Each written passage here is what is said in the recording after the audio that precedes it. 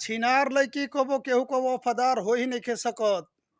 पैसा बात आज हमरा पास सुती, पैसा बात कल तुम्हारा पास सुती, यानी कि खाली सुतला को शौक होला है हमर भैया। इसलिए तो हम लोग से निवेदन बा कि ए छिनारम से बचो जा, अपन पैसा बचा के रखो जा। यदि पैसा बा तो ऐसा छिनार बेस्या हजारों अहन हजारों जइहन। एगो सत्य बात कहल गइल बा कि लइका ना अमीर सॉरी लइका ना गोर होला ना लइका काला होला, लइका केवल गरीब होता है और लड़का केवल अमीर होता है।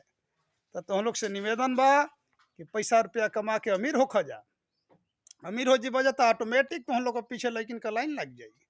काहे के रात रात भरे 76 का फेरा में अपन जीवन अपन लाइफ बर्बाद कर तड़ जा।